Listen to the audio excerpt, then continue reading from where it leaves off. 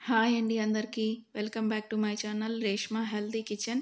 ఈరోజు మనం 2 నిమిషాల్లో ఒకే పాట్‌లో పొంగల్ ఎలా తయారు చేసుకుందామో చాలా టేస్టీగా తెలుసుకుందాము. ఫస్ట్ మనం ఒక కప్పుకి ఒక కప్పు పెసరపప్పు, బియ్యం తీసుకుందాము. దాన్ని ఫ్రై చేసుకొని పక్కన పెట్టుకోవాలి.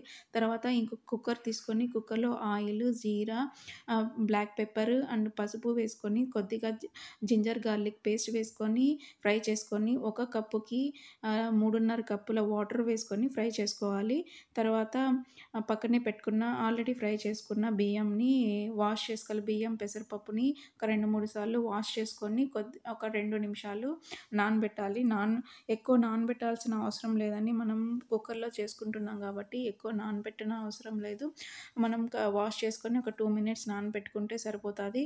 తర్వాత కుక్కర్‌లో వాటర్ బాయిల్ అయిన తర్వాత ఈ బియ్యం అండ్ పెసరపప్పుని వేసేసుకోవాలి. ఒక స్పూను ఘీ వేసుకోవాలి.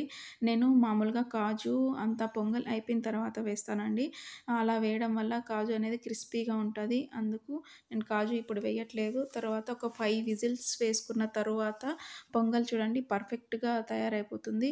తర్వాత మనం ఇలా సర్వ్ చేసుకుంటే చాలా టేస్టీగా, ఈజీగా 2 నిమిషాల్లో మనకి మార్నింగ్ టైంలో టైం లేనప్పుడు తొందరగా ఈజీగా చేసేసుకోవచ్చు. చాలా టేస్టీగా ఉంటుందండి. నార్మల్ పొంగల్ కంటే ఫస్టు బియ్యం ఉడకబెట్టుకొని, మళ్ళా పోపు వేసి, మళ్ళా అలా చేసుకోవడం కొద్దిగా కష్టమైనప్పుడు ఇలా చేసుకుంటే చాలా చాలా ఈజీగా 2 నిమిషాల్లో అయిపోతుంది.